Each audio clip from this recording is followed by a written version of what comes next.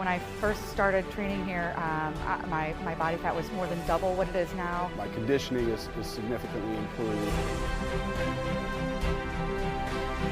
Now that my pregnancy is over, I'm a little over 5 pounds under my pre-pregnancy weight. For people who don't know what they're doing like me, as long as you show up, you will get results. If you want to work hard and you want to see results, come to the Spot. I'm so thankful for our partnership with the Spot Athletics in Columbus, Ohio. Our offices and our studios are here, and because of our partnership, I get to offer you 10% off of any of their sport and life programs. That goes for athletes, that goes for adults, 10%. All you have to do is go to the spotathletics.com/get started and enter code unscripted10 in the comments. That's all you got to do. The spotathletics.com/get started, enter unscripted10 in the comments, and they'll get you started today. When I think about you, when I think about you,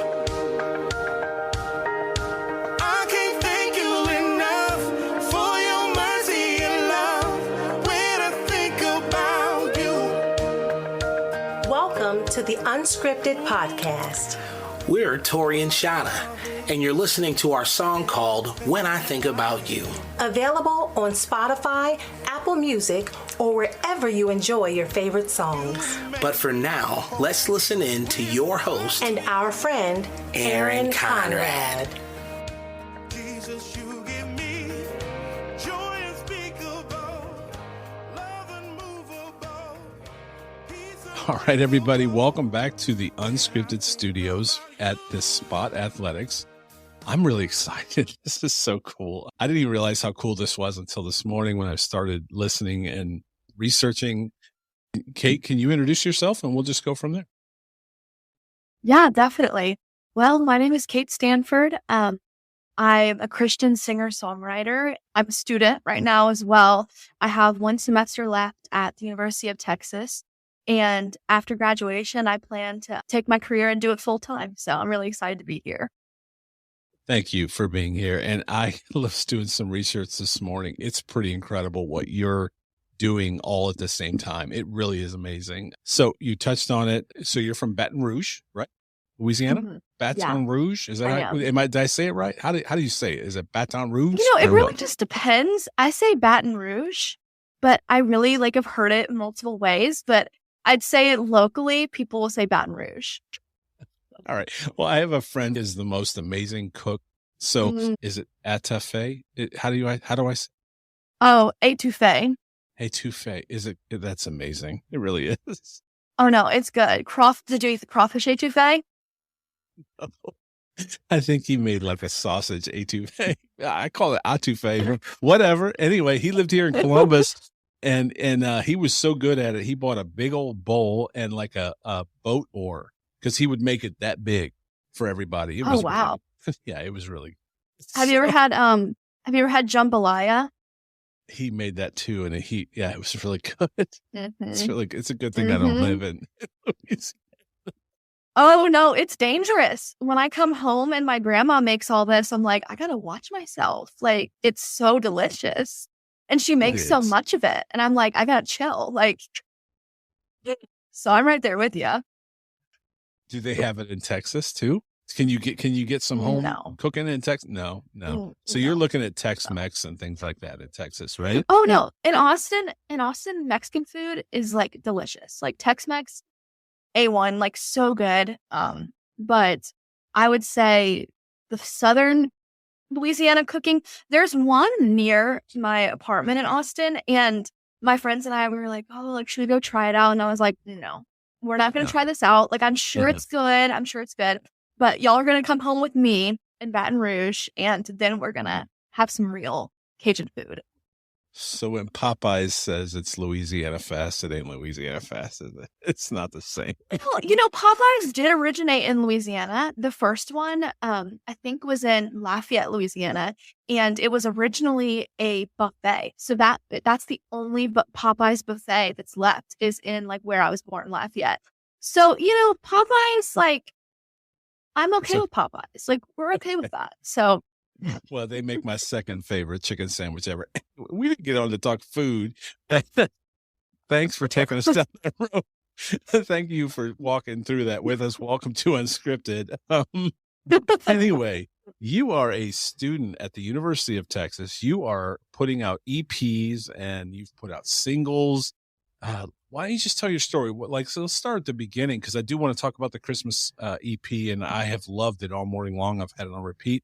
Can you just talk about, let's just start at the beginning. Tell your story. Well, basically, I like to say this. It all started when I was about 6 years old, and I asked my mom, I was like, I want to do the school talent show. And she was like, I mean, okay, like that might be a little scary getting up on stage when you're like yay big, but go ahead. And I got up there and I sang Hannah Montana, Best of Both Worlds. Literally loved Hannah Montana. Love it. I remember thinking, even though I was really young, I was like, oh, like that's really fun. Like I want to keep doing this. So then, after that, I went into classical training, and I was a classically trained musician, or I still am. And I competed in classical music for all of my middle school and my high school experience. But I also did contemporary as well. But I would say that my main focus was definitely for classical, which is really interesting because I rarely really do classical anymore. But I got an opportunity at 17 to be featured in a movie soundtrack. So that was Palau the movie's soundtrack. And I actually got that opportunity when I was singing at a cousin's friend's wedding, and someone had recorded me singing, and they sent it to their friend who was in the movie industry, and they were like, this girl's really good. And, how it came to fruition, the details, I don't really know, but they're basically like, would you want to produce music for this Christian movie? And I was like, yes, but like, do I trust you? Like, I'm not sure. So let's just say, I was a minor too back then, and my parents and I were like, okay, like we're a little skeptical, but like if it's legit, let's do it. Sure enough, it was legit, and that's how I met my now consultant manager. And I produced one song, my first song, I'm a Believer, to be put in Palau the movie's soundtrack, and that was incredible. At such a young age, I got that opportunity, and I think that was just like divine intervention. And then moving forward, we were like, let's just do a whole EP. And that's how my first EP, Bloom, came about. And I produced that. And, I did have the decision where I was like, my consultant was talking to me, and he was like, like you could go to college, you couldn't go to college, and you could do this full time. And I think for me, my education is so important. And I had the opportunity to go to an amazing school like UT. And I was like, like I'm going to have my cake and eat it too. Like I'm going to do both. And that's really what I've been doing for the past 4 years is, getting my degree while doing this. And I wouldn't have it in any other way. I don't have any regrets doing college and this at the same time, because quite frankly, I'm like really happy with all the progress I've made in the past 4 years. And I can't wait to see how my career will grow after college when I can do this full time. It's incredible. You have two opportunities moving forward. And, it's almost like you've said, okay, God, here's the thing. I'll have two doors in front of me instead of just one. I want to be this when I grow up. And now you have two, and you've worked equally hard in both. What's your degree at Texas? My degree is basically called Human Dimensions of Organizations. It's not really, like the major is not at a lot of different schools. I think that UT and Vanderbilt are the only ones that have them. So if you haven't heard of it, that's why. But basically it's kind of a business consulting degree. And for our final project, we basically partnered with a local Austin business, and we basically created a recommendation report on how to repair kind of the holes in their business. So that's kind of the gist of my degree. But that I was thinking about law school for the longest time, and I plan to revisit it after a few years of doing music full time. And I'm, law school will always be there when I'm 40, 50 years old, but a full-time career in music, let's just say, only arises when you're kind of 21 and fresh. So Absolutely. You mentioned Vanderbilt. Now that's in Nashville. Was there ever a thought in your mind to go to Nashville and go to Vanderbilt versus Texas? Well, funny story. I originally went into school to study classical music, so vocal performance, and I actually auditioned at Vanderbilt. But I financially, Texas was a really great option, and it was closer to my family. Yeah.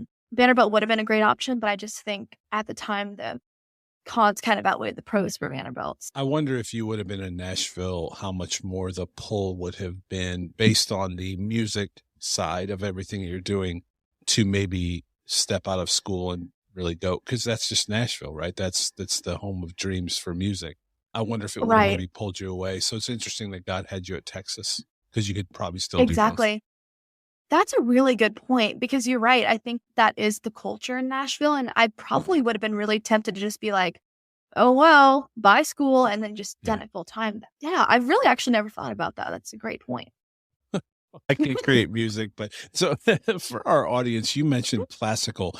Is classical, when I think classical, I think that you're singing in Les Mis and Phantom of the Opera. Is that class? Can you help us understand the distinction of classical versus what you're doing now? So I guess it's a hard question.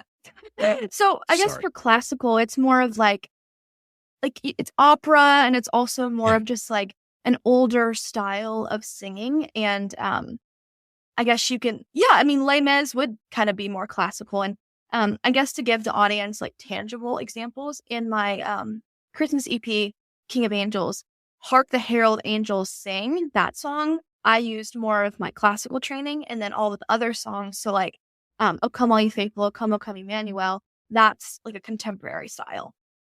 What made you lean towards contemporary now more than classical? Well, I think that as an artist, having that foundation of being classically trained is such an asset because I just can understand the inner workings of music. And like, I'm really thankful for that education that I received at a young age. And I can understand how to take care of my voice and the different techniques that I need to use.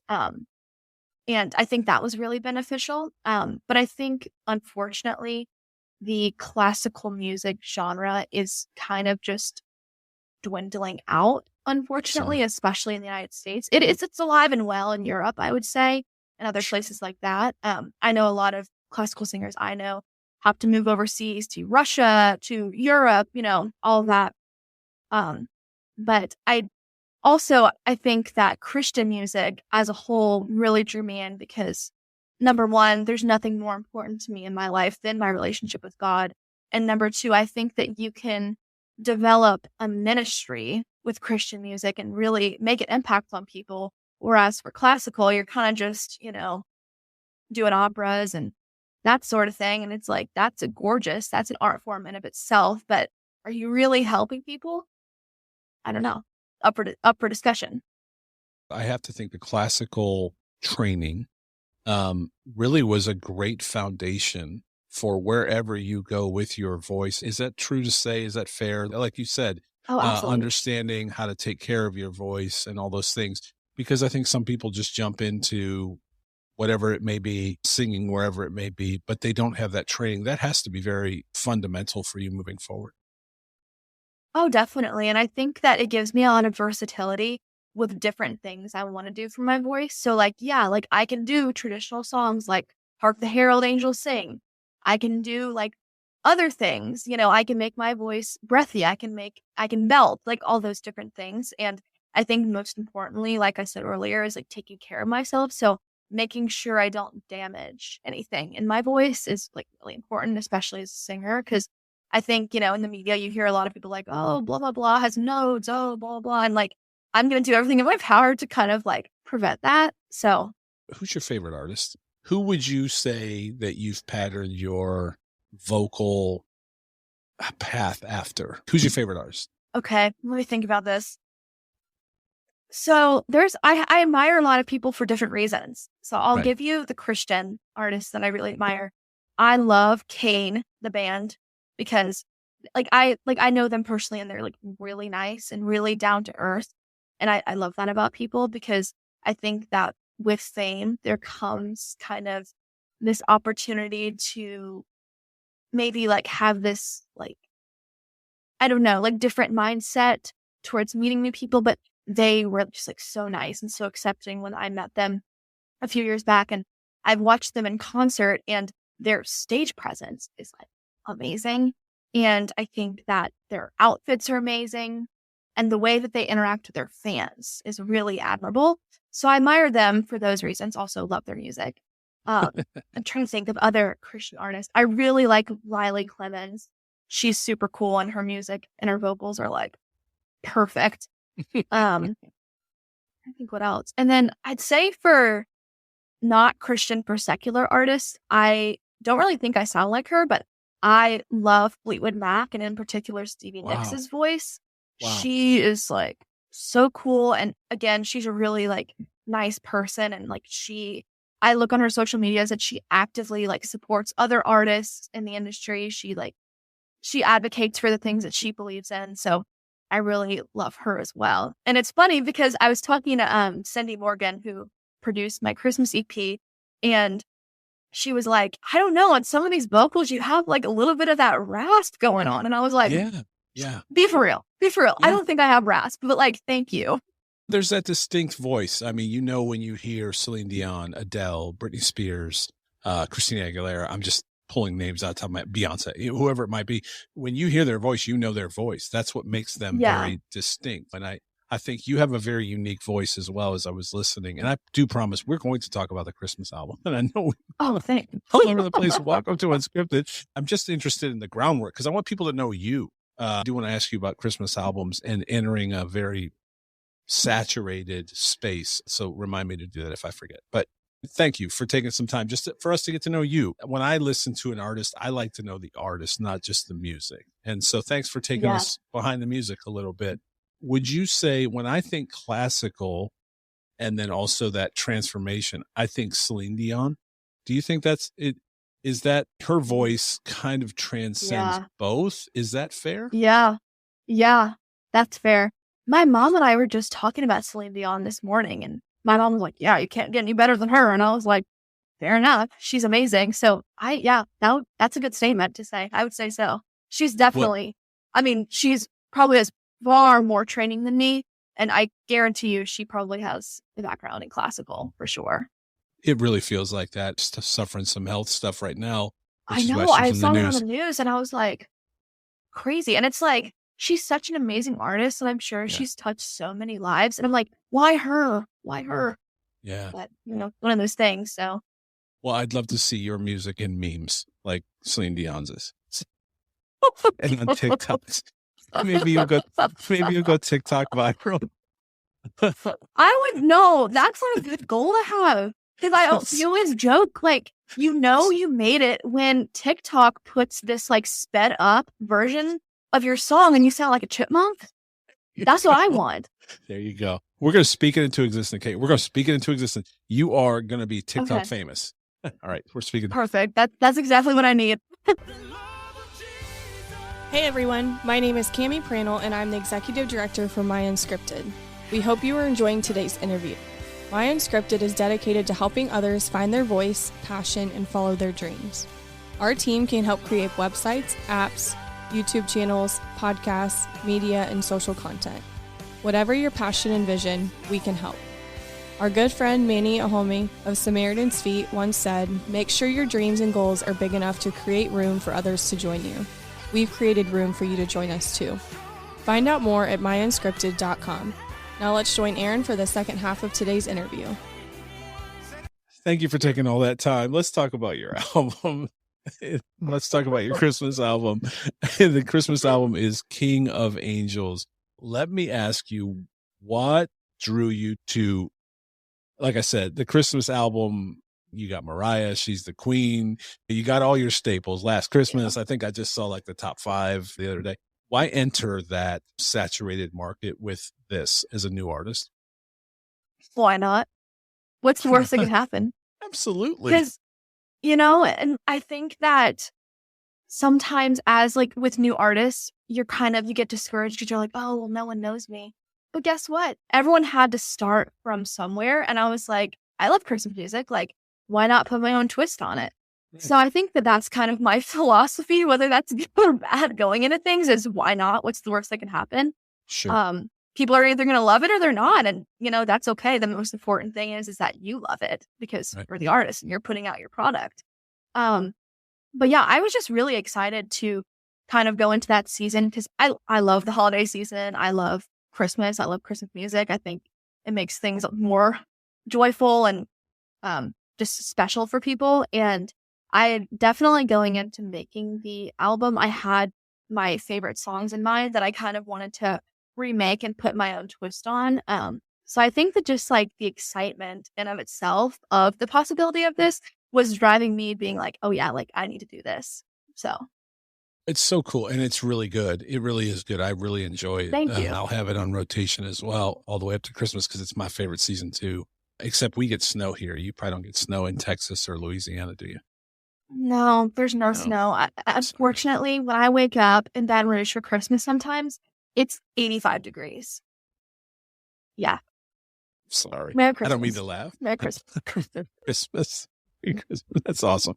All right. Yeah. Can you tell us, when did you start recording a Christmas EP in time for Christmas? So it was actually released in, I believe, it was October 31st or November 1st of last year. So this year, the great thing about Christmas music is that every year when Christmas Recycles. rolls around, it's always relevant, right? Right. So, right. I think that last year we might have been a little bit late in the game for when I was releasing it, just because, again, I had another issue arise where it's like, I'm in school, like, when do I fly from Austin to Nashville to get this done? So I think I was a little bit late just because I had other commitments, quite frankly. But I had the great opportunity this year to where, another year rolls around, which means another year to kind of promote it and to get it out there. And I think that this year, especially in comparison to last year, I got a lot of really great traction, and I'm really thankful for that. You recorded in Nashville. Is that right? I did, yeah. So what are those weekends, because you're a student? Speaking of TikTok, people do a day in the life of, and they walk through everything. What's a random week recording a Christmas EP for a student at University of Texas? Okay, well, number one, I would say the emotion that is associated with that is stress, because I'm stressed out. I'm just being real here. And what I do is, for the past 2 years, I've scheduled my classes to where I only have classes Monday through Thursday. So that way, Thursday night, I can just leave and go to the airport. So I would say Monday through Thursday consists of me practicing, like looking through all my notes and my music and what I want to cover in the studio. And also me literally just studying, like literally just getting all of the work out of the way before I have to go to Nashville. Because as much as I say like, oh, I'm going to get this done, I'm going to get this done on the plane. On the plane, no, I'm not going to get anything done on the plane. You know what I'm going to be doing? I'm going to be putting in these earbuds and taking a little nap on my neck pillow. That's what I'm going to be doing. I have to get out of the way before I go. Right. So I get all of that done. And then I'd say I go to the airport on Thursday night, like 5 p.m., fly in. I stay at my manager's house. He has kind of this like mother-in-law suite, I guess you could say, that he rents out as like an Airbnb. So I stay in his like Airbnb. He drives me to the studio. And then we literally knock it out in sometimes like maybe 6 hours, and then we're done. And then normally the next day we take that day to do like content and do like kind of like some sort of like content shoot, photo shoot, to promote it in the future. And that's kind of how we knock it out in a weekend. So Was it consecutive weekends, or do you have a few weeks in between each session? I would say I have a few weeks. Oh, you mean like with the recording? Yeah, while you were recording. So was that every single weekend, or did you have some time in between those? So I do all of for that album in particular, I recorded like all of that in the span of like 6 or 7 hours. Wow. Okay. Mhm. And so they had the tracks or the band, or so was there a live band there? Is there tracks there? How does that work? Oh. So I just did my vocals for about those 6 hours, right? And then I think I flew up about like 2 weekends later to go and meet with the band who was playing with it and just kind of overseeing that. I also had kind of like a little choir in the background of some of my songs, and those were just a few students from Belmont, and they came Wow. up and sang some background vocals. So for my part, I took like that day to do it, and then I waited a few weeks and had them do their part, which was really cool to see them in action. Sorry, I'm trying to put this together on the fly. Did you sing a cappella then? Since you met with the No, band so after? yeah, so basically the tracks were all just they were kind of just like more skeleton tracks. So we already had that all done. So I was singing with skeleton tracks, but we had more of the like frilly kind of instrumental stuff later. So it So was it's pretty a easy for me post. to like know where I was, but it wasn't like definitely the finished product, I guess you would say, that I was singing to. Yeah, it's the post-production, just like any podcast when you add all the other Yeah. stuff in afterwards. Yeah, that makes perfect sense. So let's talk about the EP. It's out, and how many songs total? So I have 4 songs on the EP, and the first one is Hark the Herald Angels Sing. And fun story about that one is that that one was actually released 2 Christmases ago, and I first released it as a single, and I also had it released as a duet with my friend James Berrien, and that was amazing because that duet of Hark the Herald was featured on a Thrill of Hope Christmas album, and that was done by Steve Wingfield and Greg Lucid. And like that was an amazing experience to have kind of this other project going on. And then the single was kind of just more included into the new Christmas EP. So that was the first ever Christmas song that I did, and that was a really cool opportunity. And then for the other 3 songs, I have O Come All Ye Faithful, O Come Emmanuel, and Joy to the World. And those were done last year. Which one's your favorite of the 4? Oh, see, it's weird because it It's like changes picking your every favorite year. child. It's not a fair question. It's not. No, it's not. But I would say last year, O Come Emmanuel was my favorite because I just like, I couldn't get it out of my head. And like, I really just enjoyed the way that it came out.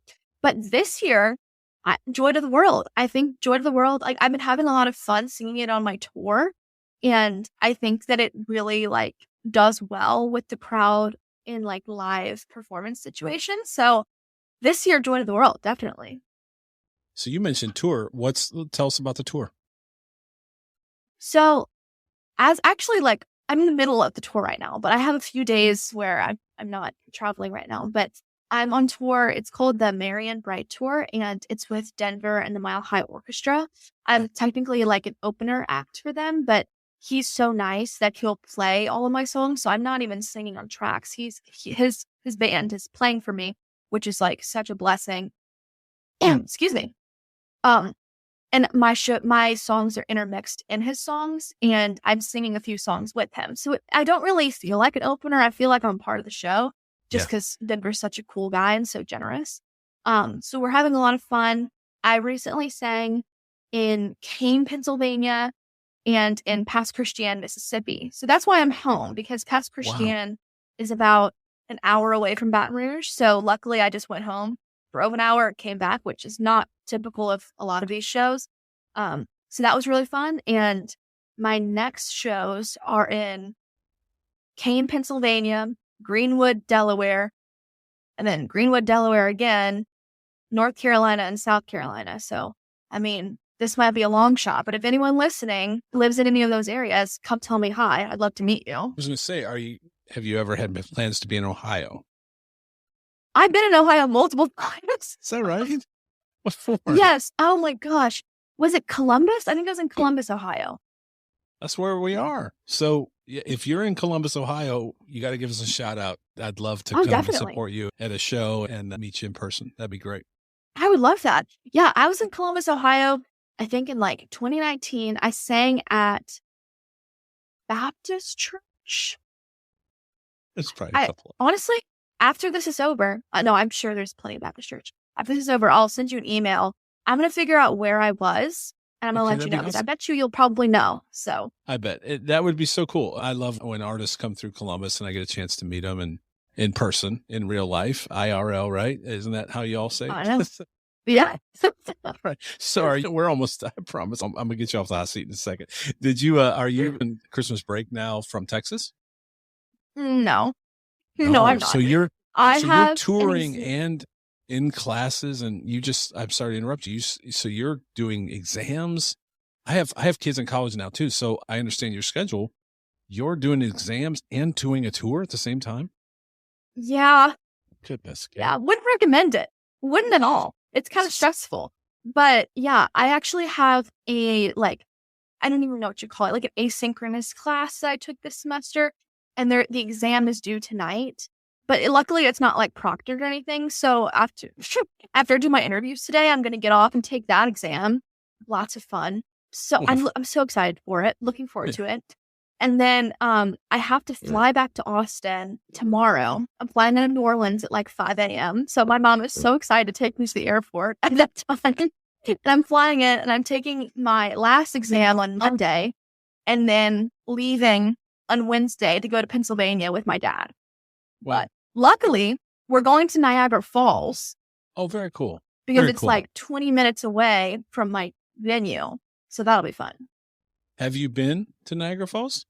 Ever? Never. I'm so excited. It's very cool. I'm going to ask you, this is a question you'll understand when you get there. Are you going to the U.S. side or the Canada side? I'm going to the U.S. side, but my dad told me, he was like, bring your passport and we'll go to Niagara Falls. So Yeah. So local tip, go to the Canada side. Really? I'm sorry. I said the quiet part out loud. Go to the Canada side. From what I've heard, they've built up the U.S. side, but the Canada side's better. Oh. There's just a lot of more touristy stuff. So anyway, regardless, you will love Niagara Falls. So very cool. That's awesome. Okay. You have a lot on your plate. You have a test to take tonight, so I don't want to take too much of your time because I have a feeling we could talk all day. This is a lot of fun. It really is. So we'll have to do this again. In the meantime, you have a test to take tonight. So let's talk about the album one more time. The tour, the album, or the EP is available everywhere, right? Spotify, Apple. I'll have the links in this post. It's available everywhere. And go get it now because it's almost Christmas, right? We only got a couple weeks left. I know. Got to get in the spirit. So. And outside of that, you have other albums as well and songs, right? I do. Yeah. I have my first EP that I talked about, Bloom, and that is some of my, songs I did when I was younger. They have a special place in my heart, but I would say probably my two favorite singles that I've done are Mirror and Change. So definitely go check those out because those are like my babies. Those are my favorites. So yeah. Did you write those? I did. You did. So yeah, they are very personal then. It's not just like you sang somebody else's song. That's awesome. That's awesome. I don't know how you're finding time to do it all. And I'm honestly blown away that you're finding time to do everything that you're doing. It's pretty amazing. Really, it is. Oh, thank you so much. I appreciate that. So Spotify, Apple, you have a website? What's your website? I do. It's katestampthemusic.com. So pretty easy. All of my stuff is linked to there. My socials, my music, my tour dates. You want to get tickets, you can go to there too. So. All right. So if you've heard this, go support Kate. You can support her either way at any of the music places. You can go to her website. And she's going to come to Ohio sometime. We'll connect there. She's going to go to the Canadian side of Niagara Falls. If you're up in Niagara Falls, stop by us. Yeah. Honestly, yeah. And when's your graduation date, Kate? What is it? It's in May of 2023. So coming up pretty soon. It is coming up pretty soon. And I'll tell you this, if nothing else, I might contact you to take a look at our business with your degree to help our business figure out how to do this thing. So that's exciting as well. So I don't want to minimize. You're going to get an exceptional degree from an exceptional university. You have an exceptional voice. Oh, absolutely. This has been a lot of fun. And you always have a platform here if you ever want it. Thanks for taking our time today and for taking time out of your schedule, incredibly busy schedule. And I wish you the best of luck and Merry Christmas. Thank you for making the album. Well, thank you so much for having me. And it was so much fun. It was such a pleasure to be here. Good. Well, that's what we try to do. So Merry Christmas to you. And thanks again for being here.